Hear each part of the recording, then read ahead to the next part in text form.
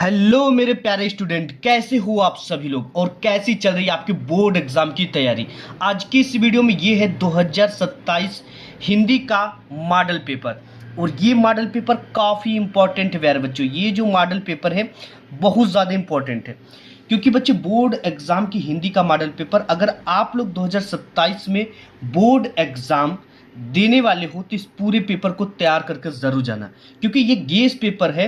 यहाँ से बहुत सारे क्वेश्चन आपके बोर्ड एग्जाम में आने वाले हैं और इस पूरे वीडियो को बहुत ध्यान से देखना। ये पूरा पेपर तैयार करके ही एग्जाम हॉल में बोर्ड पेपर देने जाना। और आज के इस वीडियो को सबसे पहले आप सभी लोग लाइक करके अपने सभी फ्रेंड में शेयर कर दो, क्योंकि बच्चा 2027 का ये जो है मॉडल पेपर जो है ना, इसको मैंने खुद बनाया है और इसमें जितने क्वेश्चन हैं सभी इंपॉर्टेंट क्वेश्चन हैं और बार बार बोर्ड में रिपीट किए हुए क्वेश्चन हैं।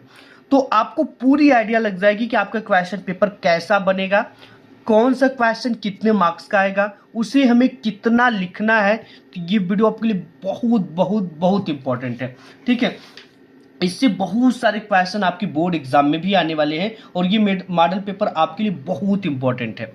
तो आपका जो पेपर मिलेगा ना कुछ इस तरह से मिलेगा। सबसे पहले पेपर में आपको जो क्वेश्चन पेपर मिलेगा वहाँ पे अनुक्रमांक लिखना होता है और यहाँ पे आपको नाम लिखना होता है। यहाँ पर कितने पृष्ठ का है उसके पृष्ठों की संख्या दे देगा। ये होता है आपकी हिंदी का कोड होता है और ये होता है आपका पेपर का कोड। आपको जो समय मिलेगा बच्चा वो 3 घंटे 15 मिनट का मिलेगा इस क्वेश्चन पेपर को हल करने के लिए, और जो पूर्णांक होगा वो 70 का होगा, ठीक है। तो यहाँ पे सबसे पहला नोट दे रखा बच्चा। नोट में है कि प्रारंभ के 15 मिनट परीक्षार्थियों को प्रश्न पत्र पढ़ने के लिए निर्धारित है। जो क्वेश्चन पेपर मिलेगा आपको इस तरह से लिखा होगा कि इस क्वेश्चन पेपर को 15 मिनट आपको पढ़ने के लिए दिया जाएगा। और इसमें कुछ निर्देश है बच्चा, इस निर्देश को पढ़ना बेहद इंपॉर्टेंट है, ठीक है, बहुत महत्वपूर्ण है। तो एक एक निर्देश को मैं पढ़कर आपको बता देता हूं। इसमें सबसे पहला निर्देश आपका आता है कि सभी प्रश्न अनिवार्य है, यानी इस क्वेश्चन पेपर में आया हुआ सभी प्रश्न आपके लिए अनिवार्य है। और इसके बाद यहाँ पे दे रखा दूसरा कि यह प्रश्न पत्र 2 खंडों खंड अ तथा खंड ब में विभक्त है। इस पूरे पेपर की मैं सॉल्यूशन आपको दूंगा, पूरी आपको आइडिया लग जाएगी। इसके बाद तीसरा निर्देश यहाँ पे दे रखा है कि खंड अ में आपको 1 अंक के 20 बहुविकल्पीय प्रश्न है, 20 बहुविकल्पीय प्रश्न हैं जिनके सही उत्तर आपको OMR उत्तरक पत्रक पे नीले अथवा काले बॉल पॉइंट कलम से सही विकल्प वाले गोले को पूर्ण रूप से आपको काला या चिन्हित करना है। एक चीज ध्यान देना, आपको बोर्ड एग्जाम में OMR सीट भरने के लिए आपको जेल पेन का यूज नहीं करना है, सिर्फ और सिर्फ बॉल पॉइंट पेन का यूज करेंगे। किसका? बॉल पॉइंट पेन का ही यूज करना होता है। इसके बाद यहाँ पे नेक्स्ट निर्देश दे रखा बच्चा कि खंड अ के प्रत्येक प्रश्न का निर्देश पढ़कर केवल प्रदत्त OMR उत्तरक पत्रक पर ही उत्तर दे। OMR उत्तरक पत्रक पे उत्तर देने के पश्चात उसे काटे नहीं, इरेजर अथवा व्हाइटनर आदि का प्रयोग आपको कदापि नहीं करना है। एंड यहाँ पे नेक्स्ट है कि प्रत्येक प्रश्न के अंक उसके सम्मुख अंकित है। कौन सा क्वेश्चन कितने मार्क्स का है ये उसके आगे लिख दिया गया है। एंड मेरे प्यारे बच्चों यहाँ पे दे रखा खंड ब में 50 अंक के वर्णनात्मक टाइप के प्रश्न मिलेंगे। इसका आंसर आपको बच्चा जो है ना आंसर शीट पे दिया जाना है। किस पे दिया जाना है? आंसर शीट पे दिया जाना होता है। इसके बाद यहाँ पे दे रखा है कि खंड ब में सभी प्रश्नों के उत्तर आपको एक साथ ही देना है। एंड यहाँ पे नेक्स्ट निर्देश है कि प्रथम प्रश्न से आरंभ कीजिए तथा अंतिम प्रश्न तक करते जाइए, और जो प्रश्न नहीं आता उस पर समय आपको कदापि नष्ट नहीं करना। अब इसके बाद आपका निर्देश यहाँ पे समाप्त हो जाता है। अब आता है खंड अ, जिसमें आपको मिलेंगे बहुविकल्पी टाइप के प्रश्न। और यहाँ पर सबसे पहले आपको मिलेगा बच्चा खंड अ और बहुविकल्पी प्रश्न, ठीक है। आपको पेपर मिलेगा तो सबसे पहला खंड और बहुविकल्पी प्रश्न देखने को मिलते हैं। इसका आंसर आपको OMR सीट पर दिया जाना होता है और इसके लिए 1 घंटे का समय आपको भी दिया जाता है केवल बहुविकल्पी को हल करने के लिए। वर्णनात्मक के लिए 2 घंटे का समय मिलता है। सबसे पहला इसमें क्वेश्चन बच्चा दे रखा है कि गोदान के लेखक हैं। 4 ऑप्शन मिलेगा, मुंशी प्रेमचंद जी हैं, जयशंकर प्रसाद जी हैं, निराला जी हैं, यशपाल जी हैं। तो ये जो बच्चा है इसमें जो है मुंशी प्रेमचंद जी गोदान के लेखक हैं। ऑप्शन नंबर ए आपका करेक्ट हो जाएगा। दूसरा क्वेश्चन है कि हिमालय की पुकार के लेखक हैं धर्मवीर भारती हैं, जयप्रकाश भारती हैं, जैनेन्द्र कुमार जी हैं, अज्ञे जी हैं। जितने भी बच्चे अभी तक इस वीडियो को लाइक नहीं किए, लाइक जल्दी से कर दीजिए। इसमें ऑप्शन नंबर बी जो है जयप्रकाश भारती, ये करेक्ट हो जाएगा। ठीक है, जयप्रकाश भारती जी हिमालय की पुकार के लेखक हैं। इसके बाद तीसरा क्वेश्चन यहाँ पे दे रखा है कि कंकाल किस विधा की रचना है। अब देखिए, कंकाल तो जयशंकर प्रसाद की रचना है, लेकिन यहाँ पे विधा पूछ रखा है। विधा का मतलब ये क्या है? ये एकांकी है, नाटक है या कहानी है? क्या है ये? विधा है पूछ रखा। ये उपन्यास है, कहानी है, नाटक है कि एकांकी है? तो ये जो बच्चा है आपका उपन्यास है। क्या है? कंकाल जो है जयशंकर प्रसाद जी की काफी प्रसिद्ध उपन्यास रचना है। अब चौथा नंबर, ये सभी जितने ने ये बोर्ड में हर बार पूछे जाते हैं, बहुत महत्वपूर्ण बहुविकल्पी प्रश्न है। इसके बाद यहाँ पे है कि कलम का सिपाही के लेखक हैं अज्ञे जी हैं, जैनेन्द्र कुमार जी हैं, अमृत राय हैं, अमृतलाल नागर जी हैं। तो आप जानते हो कि अमृत राय जो है कलम का सिपाही काफी प्रसिद्ध रचना है और इसकी ये जो है लेखक है। और ये इसके विधा की बात करें ना बच्चा, कभी कभी विधा भी पूछ देता है। ये जीवनी विधा है। कौन सा विधा है? जीवनी विधा है। पांचवा नंबर क्वेश्चन यहाँ पे दे रखा है कि जयशंकर प्रसाद की नाटक रचना है चंद्रगुप्त है, स्कंदगुप्त है, ध्रुव स्वामिनी है या ये सभी है? तो ये सभी जो है ना जयशंकर प्रसाद जी की नाटक है। ऑप्शन नंबर डी आपका करेक्ट हो जाएगा। छठवां नंबर क्वेश्चन है मेरे प्यारे लाडलो कि रीति काल में प्रधानता है। किसकी प्रधानता है? वीर रस की प्रधानता है, श्रृंगार रस की है, हास्य रस की है या रौद्र रस की है? तो यहाँ पे जो रीति काल है ना, इसमें श्रृंगार रस की प्रधानता थी और बिहारी जी भी रीति काल के काफी प्रसिद्ध कवि थे और उनकी रचनाएं श्रृंगार रस की ही होती थी। तो इससे भी आप याद रख सकते हो इसको। सातवां क्वेश्चन है कि पलाशवन की रचयिता हैं पद्माकर है, नरेंद्र शर्मा है, रहीम है कि देव है? तो यहाँ पर बच्चे जो आपके नरेंद्र शर्मा है ये पलाशवन की रचयिता है।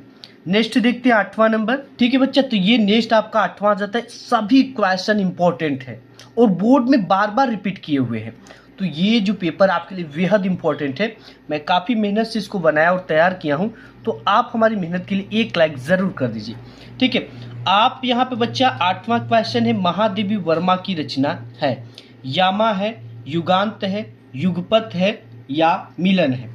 तो यहाँ पे जो आपका यामा है ये महादेवी वर्मा की काफ़ी प्रसिद्ध रचना है और ये जो है ना काफ़ी इंपॉर्टेंट रचना है, वेरी इंपॉर्टेंट रचना है।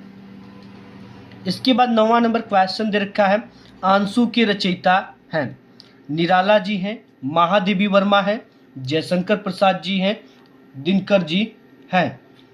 तो यहाँ पर हम जानते हैं कि जयशंकर प्रसाद जी जो है आंसू इनकी काफ़ी प्रसिद्ध रचना है। नेक्स्ट बच्चा आपका 10वां नंबर क्वेश्चन है लाडलो कि रीति मुक्त कवि है। प्यारे बच्चों, आलम जी हैं, ठाकुर जी हैं, वोधा हैं या ये सभी हैं? तो जो आलम है ये भी रीति मुक्त कवि हैं, ठाकुर भी हैं, बोधा भी है, यानी ये सभी वाला ऑप्शन इसमें जो होगा वो करेक्ट हो जाएगा। 11 नंबर क्वेश्चन है तात तात हाँ तात पुकारी पंक्ति में रस है।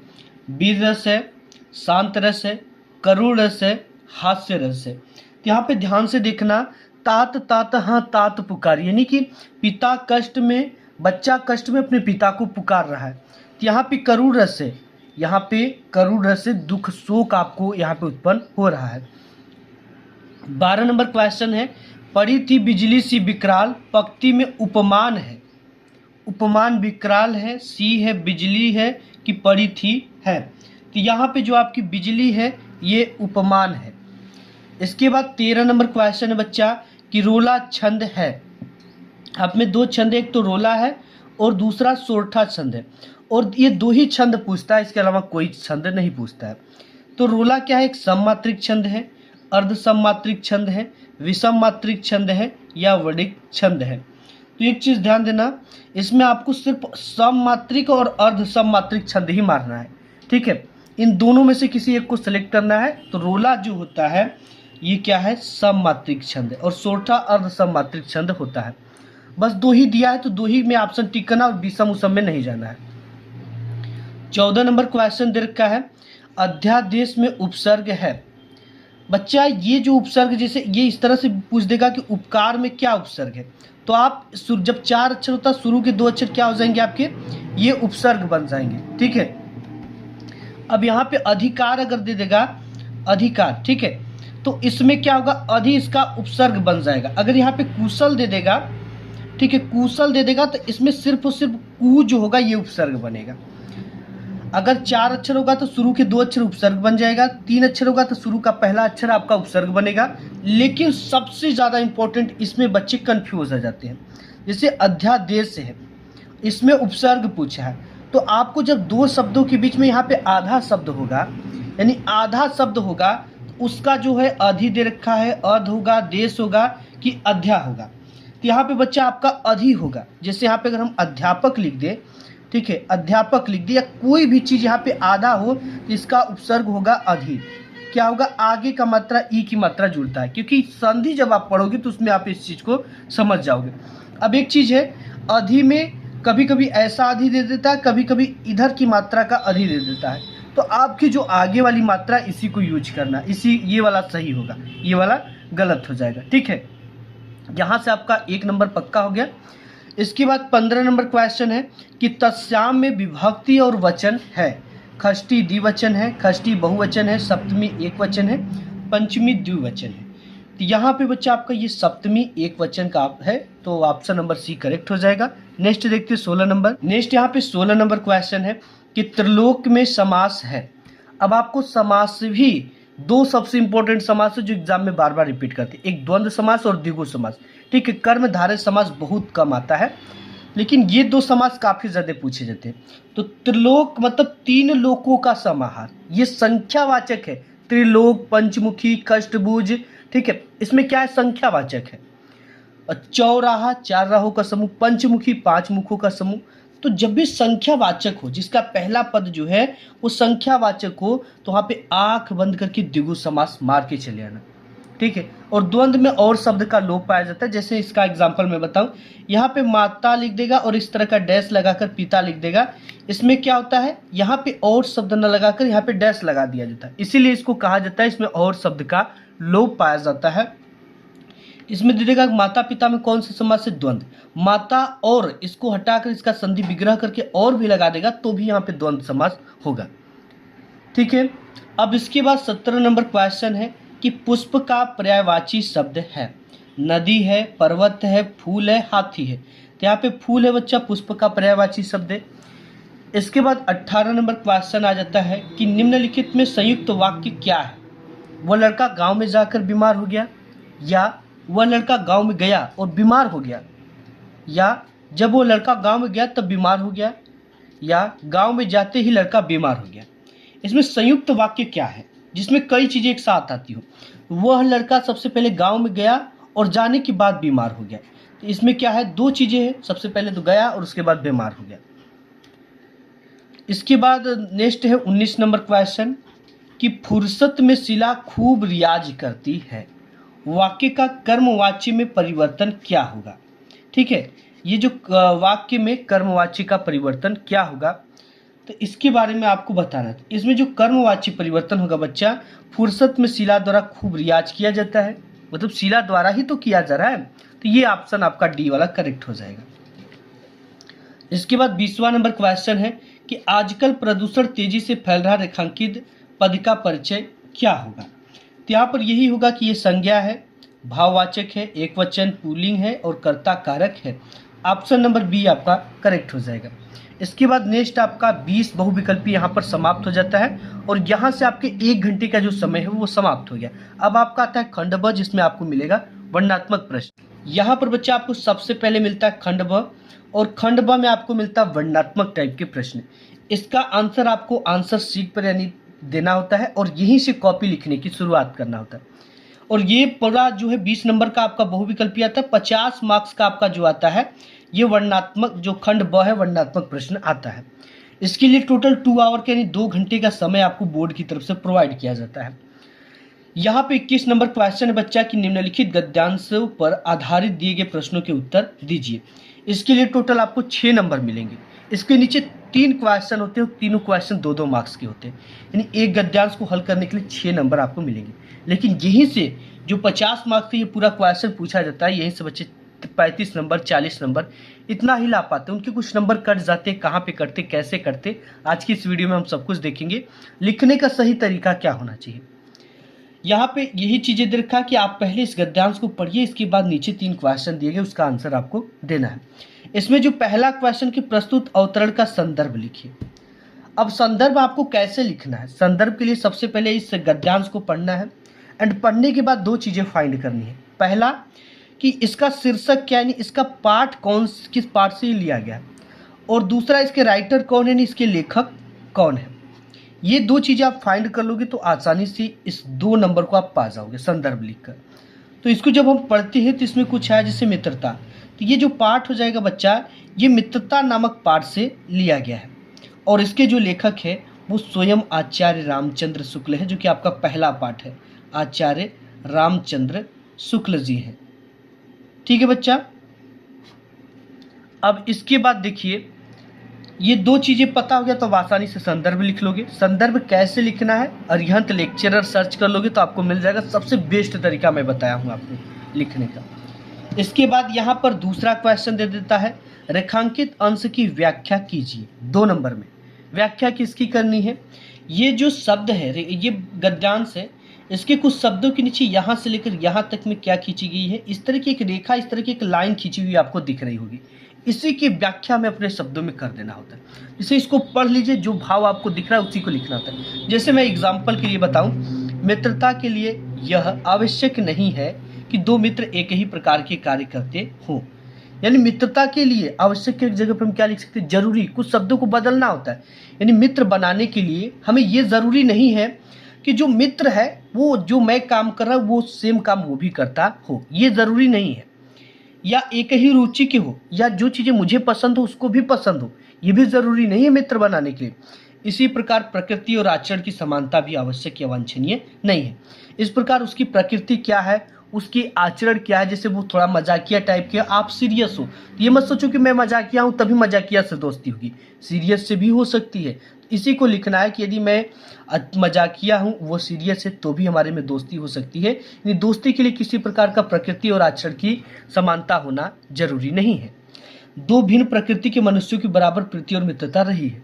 यहाँ पे एग्जाम्पल देते हैं लेखक कि 2 मतलब कि अलग अलग, भिन्न की जगह क्या लिख सकते हैं, अलग अलग प्रकृति, आचरण और स्वभाव के लोगों में भी, मनुष्यों में भी बराबर जो है मित्रता रही है, प्रेम रहा है, भाव रहा है।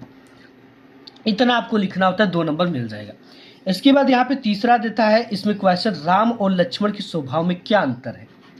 तो यहाँ पर इसका आंसर आपको 2 नंबर में इसी से देखने को मिलता है, इसी में मिलता है खोजने पर। तो यहाँ पे देखिए, राम धीर और शांत प्रकृति के थे, लक्ष्मण उग्र और उद्भव स्वभाव के थे। यानी इन दोनों के स्वभाव में यही अंतर था कि जो राम थे वो धीर और शांत प्रकृति के थे, और जो लक्ष्मण थे वो उग्र और उद्भव स्वभाव के थे। इतना आपको लिखना है बच्चा। अब इसके बाद इसमें 2 ठो देता है गद्यांश। अगर ये नहीं आता तो आप इस गद्यांश को भी हल कर सकते हैं। यहाँ पे देखिए दे रखा अथवा में, ये दे रखा है कि जहाँ बेरहमी की, ये भी 6 नंबर का आता, और इसके नीचे भी 3 क्वेश्चन दिए होते हैं, इसका भी आंसर आपको देना होता है। इसमें जो सबसे पहला क्वेश्चन है संदर्भ लिखने के लिए, तो हमने बताया कि संदर्भ के लिए आपको पाठ और इसके राइटर यानी लेखक का नाम पता होना इम्पोर्टेंट है। तो ये जो पाठ है बच्चा, ये आपका अजंता नामक पाठ से लिया गया है, ठीक है, जो कि आपका तीसरा पाठ है अजंता, और इसके जो लेखक है वो डॉक्टर भगवत शरण उपाध्याय जी हैं। भगवत शरण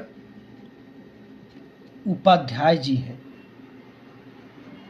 उपाध्याय जी हैं। अब इसके बाद यहाँ पे तीसरा क्वेश्चन दे देता है कि कलाकारों ने किसके जीवन का चित्रांकन किया है। तो इसमें आप पढ़ोगे तो जो कलाकार हैं वो बुद्ध के जीवन का जो है चित्रांकन किए हैं, इनके जन्म से लेके इनके निर्वाण तक का वर्णन किया गया है इस पूरे पाठ में। अब इसके बाद 21 नंबर खत्म होने के बाद आपका जस्ट 22 नंबर आ जाता है। 22 नंबर में आपको पद्यांश दिया जाता है। जैसे यहाँ पे देखा कि निम्नांकित पद्यांशों में से किसी एक पद्यांश की संदर्भ सहित व्याख्या कीजिए तथा काव्य सौंदर्य भी स्पष्ट कीजिए। इसके लिए आपको 6 नंबर मिलेंगे। यानी इसके नीचे भी 3 क्वेश्चन देते हैं, तीनों क्वेश्चन का आंसर आपको लिखना होता है। बहुत ध्यान से समझना मेरे प्यारे बच्चों, एक एक चीज़ों मैं आपको बता दूंगा ताकि आप एग्जाम जब भी देने जाओ तो आपकी जो डर है अंदर ना वो खत्म हो जाए, क्योंकि बोर्ड एग्जाम का नाम सुनते ही बहुत सारे बच्चे डर जाते हैं, तो वो डर आपकी खत्म हो जाएगी। अब देखिए 22 नंबर में देता है एक आपका पद्यांश, इसके नीचे टोटल 3 क्वेश्चन। पहला है कि प्रस्तुत पद्यांश का संदर्भ लिखिए। पर पहला यही देता है कि प्रस्तुत पद्यांश का संदर्भ लिखिए। संदर्भ के लिए हमें 2 चीज़ों का पता होना इंपॉर्टेंट है, एक तो ये पाठ और दूसरे इसके कवि। इसमें कवि होते हैं, ठीक है, पद्यांश में जो होते हैं कवि होते हैं। तो सबसे पहले इसको पढ़ना, जैसे मोर पखा सिर ऊपर राखियो, गुंज की माल गरे पहरूंगी, ओढ़ी पीतम्बर ले लकुटी बन गोधन ग्वार संग फिरूंगी। यहाँ पे जो है रसखानी आया हुआ है, मतलब इसके जो कवि है वो रसखान है, रसखान है। तो आपको मिल गया कि जो कवि है इसके वो कौन है, रसखान जी हैं।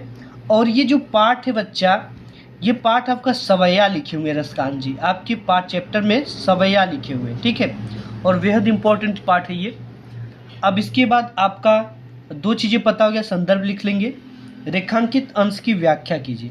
यहाँ से लेकर यहाँ तक शब्द के नीचे रेखा लाइन खींची गई है, इसकी व्याख्या में अपने शब्दों में करना है। जैसे यहाँ पे जो ये वर्णन है ना, जब श्री कृष्ण जी गोपिकाओं को छोड़कर वृंदावन चले जाते हैं तब का ये वर्णन किया गया। गोपिकाएं काफ़ी ज़्यादा उनके बिना व्याकुल परेशान रहती हैं, और गोपिकाएं तो यही गोपिकाएं एक गोपिकाएं से कहती, मोर पखा सिर ऊपर राखियो, गुंज की माल गरे पहरूंगी। हे सखी, अगर तुम कह रही हो श्री कृष्ण का जो है रूप धारण करने के लिए, तो मैं उनके जैसा, जैसे वो अपने सर पे मोर का पंख रखते थे मैं भी रख लूँगी, वो गुंजा की माला पहनते थे मैं भी पहन लूँगी, और जैसे वो पीला वस्त्र लेकर लकुटी, ओढ़ी पीतम्बर लय लकुटी, पीला वस्त्र पहनकर एक लकड़ी जो लेते थे छोटी सी, बन गोधन ग्वारन संग फिरूंगी, और गायों के संग में फिरूंगी, चलूंगी, सब कुछ करूंगी। भाव तो वही मेरा रसखानी, लेकिन मुझे तो सिर्फ वही मेरे श्री कृष्ण ही पसंद है। सो तेरे कहे सब स्वांग करूंगी, और तुम्हारे द्वारा कहे गए सभी क्रियाकलाप को मैं करूंगी। या मुरली मुरलीधर की अधरान धरी अधरा न धरूंगी, लेकिन जो मुरली है, जो मुझे हम लोग के सौतन के रूप में कार्य करती है, कि मुरली जो है श्री कृष्ण के होठों से लगातार चिपकी रहती है, सटी रहती है, ठीक है, वो हम लोग की तरह से सौतन है, क्योंकि हम लोग को छोड़कर श्री कृष्ण उसी से हर समय लिपटे हुए रहते हैं, उसी से अपने होठों पे लगा कर रखते हैं। वो चीज़ें मैं नहीं कर पाऊंगी। तो इतना का ही व्याख्या करना जिसके नीचे रेखांकित है, रेखा खींचा गया। इसके बाद तीसरा है कि अधरान धरी अधरा में कौन सा अलंकार है। तो यहाँ पर बच्चा यमक अलंकार है। कौन सा अलंकार है? यमक अलंकार है, क्योंकि यमक अलंकार में जहाँ 2 शब्द आते हैं और उसके अर्थ अलग अलग होते हैं, जैसे कनक कनकते सौगुनी। तो यहाँ पे अधरान धरी अधरा में कौन सा अलंकार है? तो यहाँ पे यमक अलंकार है। एक मतलब अधरान होठों पर उनके द्वारा बजाएगी बांसुरी को नहीं रुकूंगी, तो ये यमक अलंकार हो गया, ठीक है। नेक्स्ट देखते हैं, 22 का भी एक अथवा देता है नेक्स्ट पेज पर। नेक्स्ट आपका 22 के यहाँ पे अथवा दे देता है। ये दे रखा है कि सहे वार पर वार अंत तक लड़ी बीर बालासी, आहुति सी गिर चढ़ी चीता पर चमक उठी ज्वाला सी। यहाँ पर भी 3 क्वेश्चन के उपयुक्त पद्यांश का संदर्भ लिखिए। संदर्भ के लिए हमने बताया बच्चा आपको पाठ का नाम पता होना चाहिए और इसकी कवित्री का नाम पता होना चाहिए, क्योंकि ये जो है कवित्री के द्वारा लिखा गया है, तो इनका जो कवित्री है, कवि का नाम और पाठ का नाम पता होना चाहिए। तो ये जो पाठ है बच्चा, देखिए इसमें जो है कवित्री हो जाएगा आपका, ठीक। कवित्री कौन है, पाठ का नाम क्या है? तो ये है झांसी की रानी की समाधि पर नामक पाठ से लिया गया। झांसी की रानी की समाधि पर, ठीक है, समाधि पर नामक पाठ से लिया गया है। और इसकी जो कवित्री है वो सुभद्रा कुमारी चौहान जी है। कौन है? सुभद्रा कुमारी चौहान जी है। इनको तैयार कर लेना अच्छे से। 23 नंबर अब क्वेश्चन आपका आ जाता है, निम्नलिखित संस्कृत गद्यावतरणों में से किसी एक का संदर्भ सहित हिंदी में अनुवाद कीजिए, ठीक है। यहाँ पे संदर्भ लिखने का 2 नंबर है, हिंदी में अनुवाद करने का 3 नंबर, टोटल यहाँ से आपको 5 नंबर मिल जाते हैं। तो यहाँ पर दे रखा है बच्चा, यहाँ पे दो ठो ये भी देता है, एक ये देता है, एक अथवा करके देता है। यहाँ पे दे रखा है विश्वस्य श्रेष्ठा ईश्वर एक एव इति भारतीय संस्कृति मूलम, यानी विश्व का कल्याण करने वाला जो ईश्वर है सिर्फ और सिर्फ एक है, यही हमारे भारतीय संस्कृति का मूल है। विभिन्न मत्वालंबिनी विविधे नामाभि एकम एव ईश्वर भजन्ते, यानी विभिन्न मतों को मानने वाले जो लोग हैं वो अनेक नामों से सिर्फ एक ही ईश्वर का भजन करते हैं। जैसे कोई अग्नि के नाम से जानता है, कोई इंद्र, कोई कृष्ण, कोई करीम, कोई राम, कोई रहीम, कोई जीन, कोई बुद्ध, कोई ख्रिस्त, कोई अल्लाह, ये जो सभी नाम है ना वो सिर्फ और सिर्फ एक ही ईश्वर और एक ही परमात्मा के नाम हैं, और इन सभी शब्दों में वो एक ही परमात्मा को भजते भी हैं। इसके बाद तम एवं ईश्वर जना गुरु इत्यपि मन्यन्ते, और सभी लोग एक ही ईश्वर को जानते और उनको गुरु मानते हैं। अतः सर्वेषां मतानां संभाव समानस्य अस्माकं संस्कृति संदेश, यानी सभी के लोगों के साथ समान भाव, समान सम्मान उनका, यही करना हमारे जो है संस्कृति का मूल नियम है। अब इसके बाद ये जो पाठ है, पाठ का नाम पता रहेगा तभी तो आप संदर्भ लिखोगे। तो ये जो बच्चा पाठ है ये भारतीय संस्कृति नामक पाठ से लिया गया। किस पाठ से लिया गया है? भारतीय संस्कृति नामक पाठ से लिया गया है। अब इसके बाद अथवा में आप इसको भी लिख कर सकते हो कि ऐसा नगरी भारतीय संस्कृति संस्कृत भाषायस्य केंद्र स्थलम अस्ति, यह नगरी भारतीय संस्कृति और संस्कृत भाषा का केंद्र स्थल है। इतएव संस्कृत वागमस्य संस्कृतस्य आलोक सर्वतः प्रसिद्ध, यहीं से ही संस्कृत और संस्कृत भाषा का प्रकाश सभी जगह पे फैला हुआ है। मुगल युवराज दारासिको अद्रागत्य भारतीय दर्शनम शास्त्राणाम अध्ययनम अकरोत, यहाँ पे मुगल युवराज दारासिको आए और भारतीय दर्शन शास्त्रों का अध्ययन किया। सत्यसाम ज्ञान तब प्रभावित, ये इनके ज्ञानों से इतना ज़्यादा प्रभावित हुए कि यत तेन उपनिषदाम अनुवादम फारसी भाषा में करित, ये उपनिषद का अनुवाद अपने फारसी भाषा में कर दिए ताकि हमारे फारसी लोग भी इसे पढ़ सके। ये जो बच्चा पाठ है आपका ना, ये वाराणसी नामक पाठ से लिया गया। किस पाठ से लिया गया है? वाराणसी नामक पाठ से लिया गया। अब इसके बाद 24 नंबर आता है जो कि संस्कृत का पद्यांश आता है। निम्नलिखित संस्कृत पद्यांशों में से किसी एक का संदर्भ सहित हिंदी में अनुवाद कीजिए। 2 नंबर हिंदी संदर्भ लिखने का एंड हिंदी में अनुवाद करने का 3 नंबर, टोटल से यहाँ से 5 नंबर मिलते हैं। यहाँ पे कि सर्वे भवन्तु सुखिनः सर्वे सन्तु निरामया सर्वे भद्राणि पश्यन्तु मा कश्चित् दुर्भाग् भवेत्, यानी इसके कहने का मतलब सभी लोग सुखी रहें, सभी लोग निरोग रहें, सभी लोग कल्याण को देखें, कोई भी दुख का भागी न बने। ये भी जो है ये भारतीय संस्कृति नामक पाठ से लिया गया है। भारतीय संस्कृति नामक पाठ से ये भी लिया गया है। अथवा अगर ये नहीं आता तो 5 नंबर में इसे भी कर सकते हो। मानम हित्वा प्रियो भवति, इंसान जो है घमंड का त्याग करके लोगों का प्रिय हो जाता है। क्रोधम हित्वा न सोचती, क्रोध का त्याग करके चिंता नहीं करता। और काम वासना का त्याग करके इंसान जो है सुखी हो जाता है, और लोभ का त्याग कर इंसान सुखी हो जाता है। तो ये जो है आपका पाठ है जीवन सूत्राणी नामक पाठ से लिया गया। इसका एक आपका पद्यांश जीवन सूत्राणी से 100% आता ही आता है, ठीक है, इससे जरूर बनता है। अब इसके बाद नेक्स्ट देखते हैं 25 नंबर। 25 नंबर क्वेश्चन यहाँ पे है कि अपने पठित खंड काव्य के आधार पर निम्नलिखित प्रश्नों में से किसी एक का उत्तर लिखिए। ये आता है 3 नंबर का। अब 3 नंबर में होता है क्या, ये पूरा डिस्ट्रिक्ट वाइज होता है, अलग अलग जिले में अलग अलग चीज़ें पढ़ाई जाती है। तो आप अपने ज़िले का नाम कमेंट बॉक्स में कमेंट कर देना ताकि मैं आपको बता पाऊँ कि आपके ज़िले में क्या पढ़ाया जाएगा। आपको वही चीज़ें तैयार करना है, वही चीज़ें पढ़ना है, ठीक है। अब इसके बाद 25 के बाद 26 नंबर का आता है। 26 में क और ख देता है। क में है कि दिए गए लेखकों में से किसी एक लेखक का जीवन परिचय देते हुए उनकी एक प्रमुख रचना का उल्लेख कीजिए। जीवन परिचय लिखने का 3 नंबर एंड रचना का नाम लिखने के लिए 2 नंबर, टोटल यहाँ से 5 नंबर आपको मिलते हैं।